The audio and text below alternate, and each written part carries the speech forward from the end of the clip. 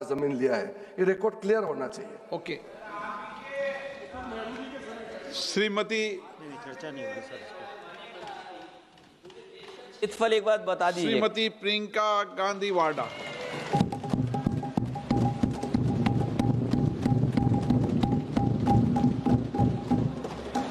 आदरणीय अध्यक्ष महोदय, मैं आपको धन्यवाद देना चाहती हूं कि इस महत्वपूर्ण मुद्दे पर आपने मुझे बोलने का मौका दिया। ये अलग बात है कि सत्ता पक्ष के लोग सब मेरे बोलने से पहले ही भाग गए। आइए आइए, आपको देख के मैं खुश थी कि आप वापस आ गए। सबसे पहले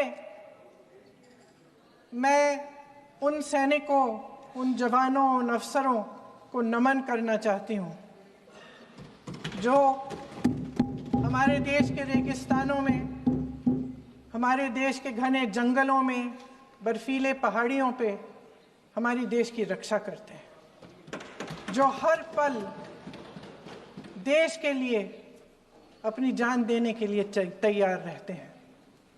1948 से लेकर अब तक, जब से पाकिस्तानी रेडर्स ने कश्मीर पे हमला किया, तब से लेकर अब तक हमारे देश की अखंडता की रक्षा करने में उनका बड़ा योगदान है। हमारी आज़ादी अहिंसा के आंदोलन से हासिल हुई, लेकिन जैसे मैंने कहा, उसको कायम रखने के लिए हमारी सेना का बहुत बड़ा योगदान है। अध्यक्ष महोदय, कल मैं सदन में बैठी हुई सबके भाषण सुन रही थी। आदरणीय रक्षा मंत्री महोदय ने बोला, सत्ता पक्ष के कई मंत्रियों ने बोला। 1 घंटे का रक्षा मंत्री जी का लंबा भाषण था। सुनते सुनते एक बात मुझे बहुत खटक रही थी। उसके बाद जब दूसरे भाषण भी सुने आपके सत्ता पक्ष के, तब भी ये बात बार बार मेरे मन में आ रही थी कि सारी बातें कर ली, ऑपरेशन सिंदूर की बात कर ली, आतंकवाद की बात कर ली, देश की रक्षा की बात कर ली, इतिहास का पाठ भी पढ़ा दिया, लेकिन एक बात छूट गई। उस दिन 22 अप्रैल 2025 को जब 26 देशवासियों को अपने परिवार के सदस्यों के सामने खुलेआम मारा गया, तो ये हमला कैसे हुआ, क्यों हुआ?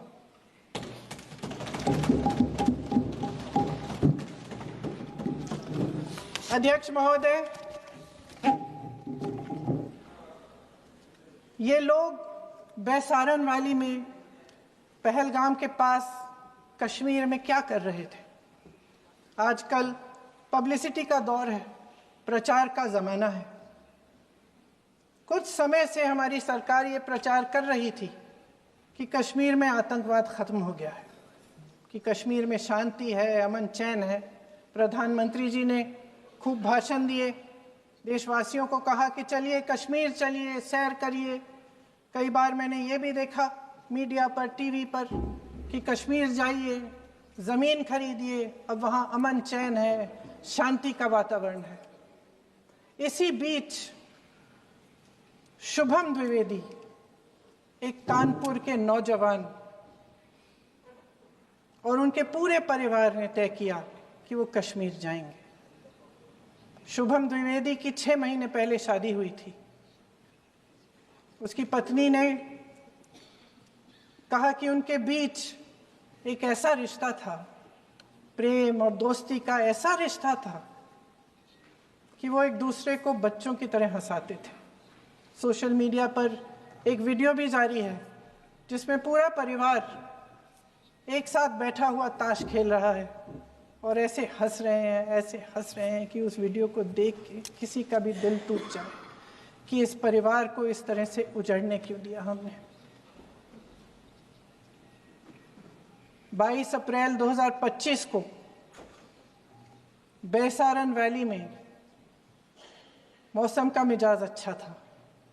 जैसे हर रोज लगातार 1000 से 1500 लोग वहां पहुंचते थे, उसी तरह से उस दिन भी तमाम पर्यटक वहां पहुंचे।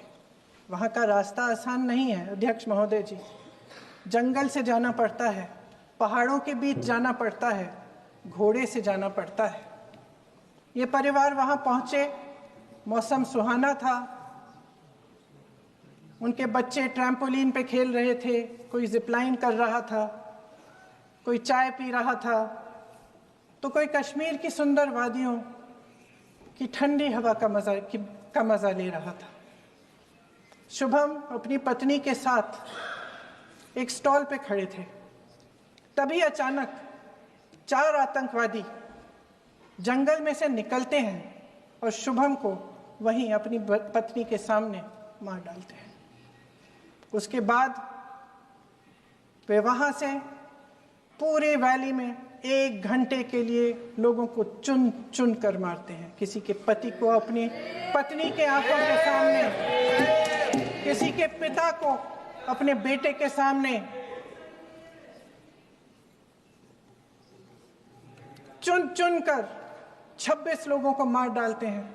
शुभम की पत्नी घबराकर वहां से भागने की कोशिश करती है, अपनी जान बचाने के लिए जंगल की तरफ दौड़ती है। वहां पता चलता है कि तमाम लोग जंगल की तरफ दौड़े हैं और अपनी जान बचाने की कोशिश कर रहे हैं। कोई अपने बेटे का हाथ पकड़ के पहाड़ों पर घसीटता हुआ जा रहा है, कोई कश्मीरी घोड़े वालों और गाइडों की मदद लेते हुए चले जा रहा है। कोई रास्ता नहीं है, कोई तरीका नहीं है, लेकिन किसी न किसी तरह से शुभम की पत्नी के शब्दों में किसी ऐसी शक्ति ने हमको बचा कर रखा कि हमें किसी न किसी तरह से हम अकेले नीचे पहुंचे। और मैं उनके लफ्ज पढ़ना चाहती हूं, क्योंकि उन्होंने कहा कि इस पूरे समय जब 1 घंटे के लिए चुन चुन कर भारतीय नागरिकों को मारा जा रहा था, इस पूरे समय उसे एक सुरक्षाकर्मी नहीं दिखा, एक सैनिक नहीं दिखा।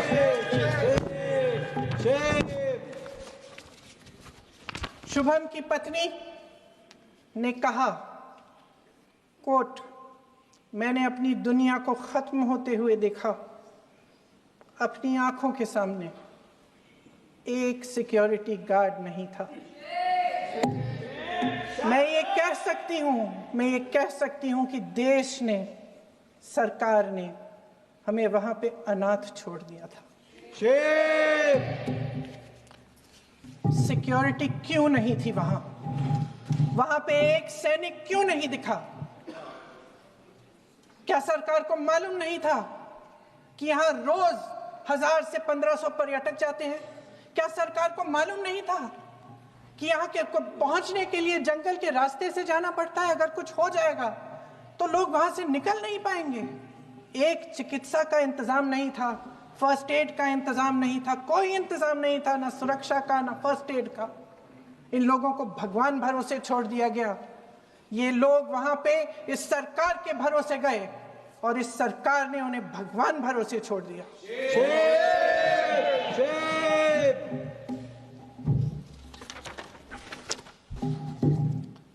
मैं पूछना चाहती हूं, ये किसकी जिम्मेदारी थी? इस देश के नागरिकों की सुरक्षा की जिम्मेदारी किसकी है? क्या इस देश के प्रधानमंत्री की नहीं है? क्या इस देश के गृह मंत्री की नहीं है?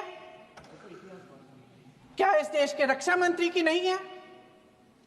क्या एनएसए की नहीं है? अध्यक्ष महोदय, पहलगाम हमले से सिर्फ 2 हफ्ते पहले हमारे गृह मंत्री महोदय जी कश्मीर गए थे। किस लिए गए थे?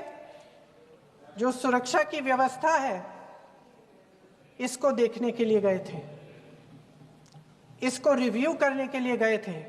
और उन्होंने वहां कहा कि आतंकवाद पर विजय प्राप्त हुई है। ये 2 हफ्ते पहले है। 3 महीने बाद जेएनके के गवर्नर साहब एक आम इंटरव्यू में ऐसे ही चलते चलते कह देते हैं कि हाँ, बैसारन वैली में बहुत लापरवाही हुई, और इसके लिए मैं जिम्मेदारी लेता हूं। ऐसे ही चलते चलते और वो बात होती है, खत्म भी वहां होती है और वहीं खत्म हो जाती है। उनसे जिम्मेदारी ली भी नहीं जाती, कोई सवाल नहीं उठाता, कोई जवाब नहीं देता। अध्यक्ष महोदय, उस हमले की जिम्मेदारी एक आतंकवादी गुट जिसका नाम TRF है थोड़े दिनों बाद लेती है। कौन है ये TRF? 2019 में ये गुट बना। 2020 में इसने कश्मीर में आतंकवाद का काम शुरू कर दिया और अप्रैल 2020 से लेकर 22 अप्रैल 2025 तक इन्होंने 25 आतंकवादी हमले किए। गृह मंत्री महोदय ने जब यूपीए सरकार के समय के आतंकवादी हमले गिने तो लगभग 25 गिनवाए थे अभी अपने भाषण में। इस गुट ने कश्मीर में 25 हमले 2020 और 2025 के अंदर एक पूरी लिस्ट है इन हमलों की। मेरे पास इतना समय नहीं है इसलिए मैं एक एक को नहीं पढ़ना चाहती, लेकिन मैं इतना कहूंगी कि इनमें रियासी का हमला भी था 2024 का, जिसमें 9 लोग मारे गए और 41 लोग घायल हुए। कुल मिलाकर 2020 से लेकर 22 अप्रैल 2025 तक TRF ने 41 सेना और सुरक्षा कर्मियों की हत्या की, 27 सिविलियन की हत्या की और 54 लोगों को घायल किया था। भारत सरकार ने TRF को आतंकवादी संगठन का दर्जा कब दिया? 2020 में दिया, 2021 में दिया, 2022 में दिया, 2023 में दिया। 3 साल बाद, 3 सालों के लिए ये आतंकवादी गतिविधियां कर रहे हैं और आप इनको आतंकवादी संगठन तब कहते हैं 2023 में? इसकी क्या वजह थी? ये सब सरकार के संज्ञान में था और आप मुझे बताना चाहते हैं, सत्ता पक्ष के नेता बताना चाहते हैं कि ये सब आपके संज्ञान में था, लेकिन कोई भी एक ऐसी एजेंसी नहीं है हमारी सरकार की जिसको पता चला कि ऐसा हमला, ऐसा भयानक हमला होने जा रहा है हमारे देश में, कि पाकिस्तान में बैठे हुए इस हमले की योजना बन रही है कि हम भारत जाके हैवानियत करेंगे, 26 लोगों को मार डालेंगे और हमें पता ही नहीं है। क्या ये हमारी एजेंसियों की विफलता है कि नहीं है? ये बहुत बड़ी विफलता है, ये एक बहुत बड़ी विफलता है। जानते थे कि ये गुट है, जानते थे कि 5 सालों से ये आतंकवादी हमले कर रहा है, अध्यापकों को मारा, आर्मी के बड़े बड़े अफसरों को मारा, आम जनता को मार डाला, पुलिस वालों को मार डाला, और आप इन पे निगरानी नहीं रख रहे थे। और ये जो एजेंसियां हैं इनकी जिम्मेदारी कौन लेगा? क्या IB चीफ ने अपना इस्तीफा दिया? क्या किसी ने इस्तीफा दिया? गृह मंत्री जी के कार्य क्षेत्र में आता है इंटेलिजेंस ब्यूरो। क्या गृह मंत्री जी ने इस्तीफा दिया? इस्तीफा छोड़िए, जिम्मेदारी ली।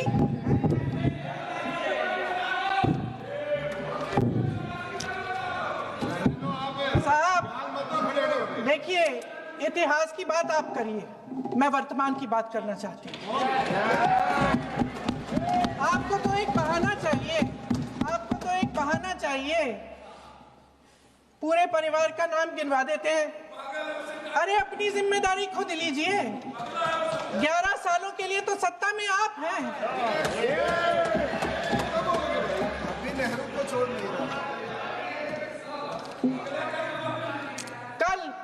कल माननीय गौरव गोगोई जी ने अपने भाषण में पूछा गृह मंत्री जी से, क्या आपकी जिम्मेदारी नहीं थी? मैं देख रही थी। राजनाथ जी, रक्षा मंत्री जी यूं यूं अपना सर हिला रहे थे, कुछ बोले नहीं।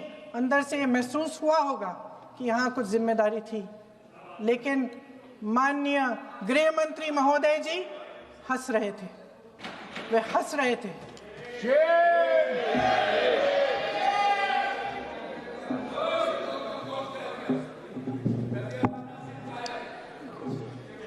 अध्यक्ष महोदय, कल सत्ता पक्ष और आज भी सत्ता पक्ष के नेताओं ने 2008 के मुंबई के हमलों का जिक्र किया, बार बार कहा कि मनमोहन सिंह जी की सरकार ने कुछ नहीं किया।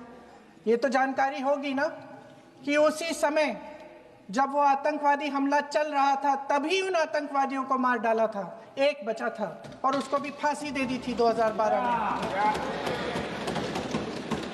महाराष्ट्र के मुख्यमंत्री ने इस्तीफा दिया। देश के गृह मंत्री ने जिम्मेदारी लेकर इस्तीफा दिया। एक जवाबदेही थी पब्लिक के प्रति, एक जवाबदेही थी इस देश की जनता के प्रति, इस देश की धरती के प्रति।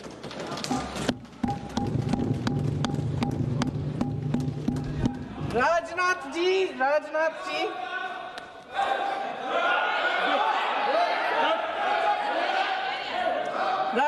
जी तो पुलवामा, उरी और पठानकोट के समय गृह मंत्री रहे थे।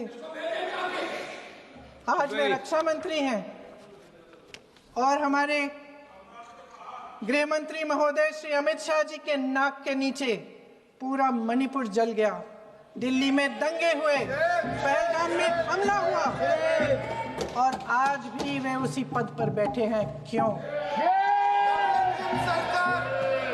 अध्यक्ष महोदय, बमबारी से अखबारों के हेडलाइन बनते हैं, मगर कहानी सुरक्षा में की चूक में भी है। आज देश खोखले भाषण नहीं सुनना चाहता, देश जवाब चाहता है, तसल्ली चाहता है कि सच उससे छिपाया नहीं जाएगा। देश जानना चाहता है कि उस दिन अप्रैल 22, 2025 को क्या हुआ और क्यों हुआ। आप तो खुद अपनी पीठ थपथपाने में लगे रहते हैं। सेना, देश, संसद से सच छुपाते हैं। ऑपरेशन सिंदूर जब शुरू हुआ, हम सब ने समर्थन किया, सब एकजुट होकर खड़े हो गए इस देश के लिए। दोबारा होगा, दोबारा खड़े हो जाएंगे। अगर हमारे देश पे हमला होता है तो यहाँ इस सदन में किसी भी पार्टी का हो, कोई भी हो, सब आपका समर्थन करेंगे। और हमें अपनी सेना पर गर्व है कि उन्होंने इस बार भी दृढ़ता से लड़ाई लड़ी, धैर्य से लड़ाई लड़ी, वीरता से लड़ाई लड़ी। लेकिन इस ऑपरेशन का सिंदूर का क्रेडिट, उसका श्रेय तो हमारे प्रधानमंत्री जी चाहते हैं। सही भी है, ठीक है, सही है, श्रेय ले। ओलंपिक्स में हमारा मेडल आता है, उसका भी श्रेय लेते हैं। लेकिन सिर्फ श्रेय लेने से नहीं होता नेतृत्व, जिम्मेदारी भी लेनी पड़ती है।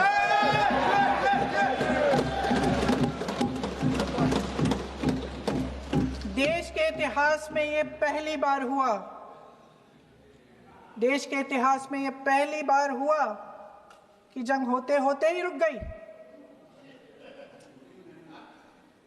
रुक गई है जी, और इस रुकावट का ऐलान हमारी सरकार, हमारी सेना नहीं करती, अमेरिका के प्रेसिडेंट करते हैं, अमेरिका के राष्ट्रपति करते हैं। ये हमारे प्रधानमंत्री महोदय की गैर जिम्मेदारी का सबसे बड़ा प्रतीक है। आज गृह मंत्री जी ने इस बात पर उल्लेख किया। उन्होंने कहा, उनके शब्दों में उन्होंने कहा कि पाकिस्तान के पास शरण में आने के बजाय कोई चारा ही नहीं था। आपने शरण दिया क्यों? वो आते हैं आपके देश के अंदर, लोगों को मार डालते हैं और आप उनको शरण दे रहे हैं। क्यों दिया शरण? इसका जवाब क्यों नहीं दिया है एक भी भाषण में? जैसे ये बात उठी, शरण की बात की, हमारे गृह मंत्री जी ने इतिहास में चले गए। नेहरू ने क्या किया, इंदिरा गांधी ने क्या किया, यहां तक कि मेरी मां के आंसुओं तक चले गए। लेकिन इस सवाल का जवाब नहीं दिया कि ये सीज फायर हुआ क्यों। ये जंग रुका क्यों? और तब क्यों रुका जब दुश्मन के पास कोई चारा नहीं था हमारे श्रेय में आने के बजाय? क्यों रुका ये जंग? इसका जवाब नहीं दिया। धन्यवाद। आप देंगे?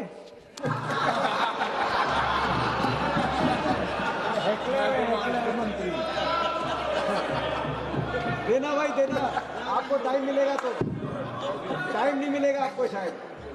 वैसे महोदय, मेरी माँ की आंसू की बात किए, मैं इसका जवाब देना चाहती हूँ। मेरी माँ के आंसू तब गिरे जब उनके पति को आतंकवादियों ने शहीद किया, जब वे मात्र 44 साल की थी। और आज अगर मैं इस सदन में खड़ी हूं और उन 26 लोगों की बात कर रही हूं, मैं इसलिए कर रही हूं क्योंकि मैं उनका दर्द जानती हूं, महसूस करती हूं।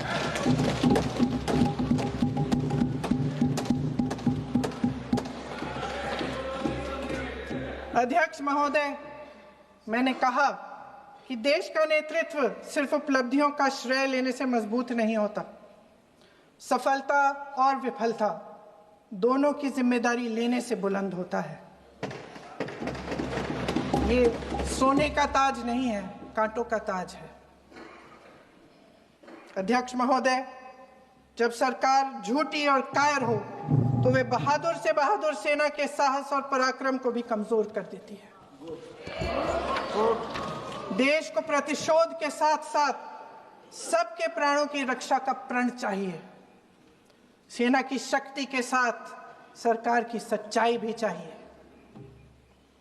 महान देशभक्त शहीद इंदिरा गांधी जी, जिन्होंने सफल कूटनीति के बल पर अमेरिका के राष्ट्रपति निक्सन का मुकाबला करके पाकिस्तान का विभाजन करवाया, बांग्लादेश बनाया, 1 लाख पाकिस्तानी सैनिकों को आत्मसमर्पण करने पर मजबूर किया, उन्होंने कभी इसका श्रेय लेने की कोशिश नहीं की।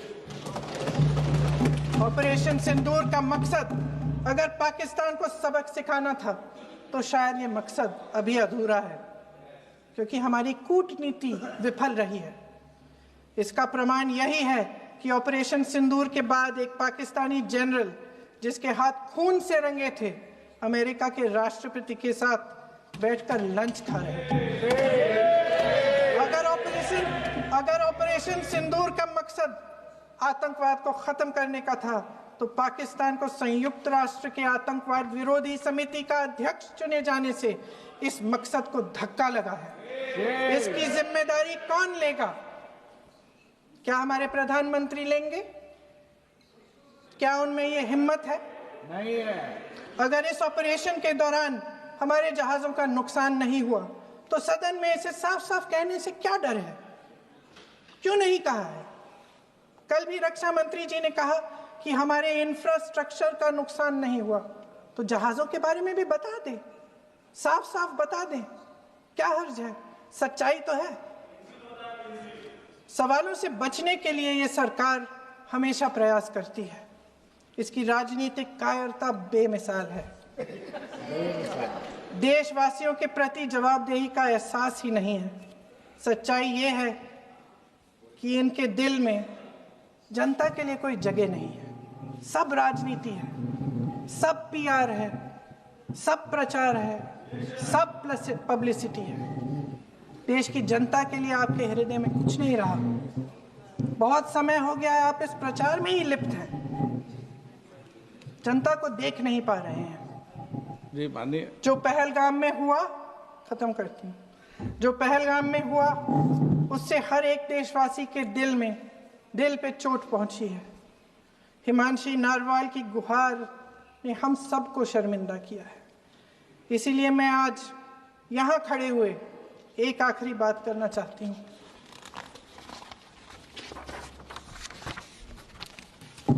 इस सदन में लगभग सभी के पास सुरक्षा है, सुरक्षा की व्यवस्था है। हम जहां भी जाते हैं हमारे साथ सुरक्षा कर्मी आते हैं। आपको भी मिल जाएगी, आप मंत्री बन जाएंगे, आपको भी मिल जाएगी। मैं मजाक की बात नहीं कर रही हूँ, थोड़ा सा धैर्य रखिए। उस दिन पहलगाम में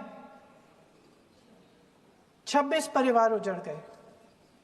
26 लोगों को अपने परिवार के सदस्य के सामने मारा गया। 26 बेटे, पति, पिता गुजर गए। उनमें से 25 भारतीय थे। भारतीय थे।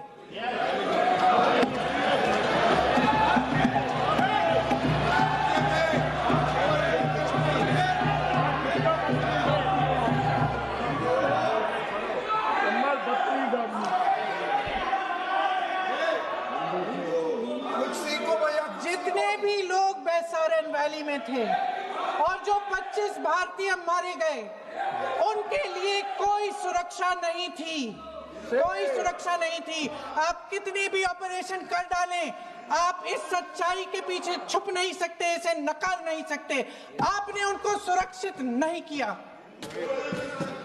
कोई शर्म नहीं है, कोई शर्म नहीं है, कोई शर्म नहीं है और ना कभी होगी। सुन लीजिए, सुबह भी मैं शिव मंत्र बोल के आई हूं। इनको क्या पता शिव मंत्र क्या शिव मंत्र इनका खत्म कर लूं अपना भाषण। शिव मंत्र मैं एक बार उन 25 भारतीयों के चलिए चुप रही।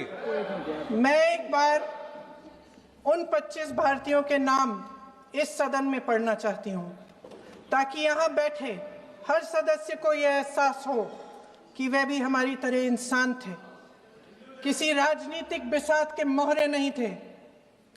वे भी इस देश के बेटे थे, वे भी इस देश के शहीद हैं। उनके परिजनों के प्रति हम सब की जवाबदेही बनती है। उन्हें सच्चाई जानने का हक है। समीर गुहा भारतीय, बिट्टन अधिकारी, मनीष रंजन, हेमंत सुहास जोशी, विनय नारवाल, सुशील नथनियल, अतुल श्रीकांत मोने, सैयद आदिल हुसैन शाह, नीरज वानी, एन रामचंद्रन, संजय लक्ष्मण लेले, मानिए प्लीज। दिनेश अग्रवाल, दिलीप दिल से, प्रशांत कुमार सतपति, JS चंद्रमौली, अब बोलिए, अब आराम से बोलिए। JS चंद्रमौली, यतीश परमार, S मधुसूदन राव, माननीय सदस्य, नारेबाजी का सदन नहीं है। शैलेश कलाटिया, ये तरीका ठीक नहीं है आपका। भूषण, मंजुनाथ राव, कौस्तभ गणबोते, शुभम द्विवेदी। जय हिंद।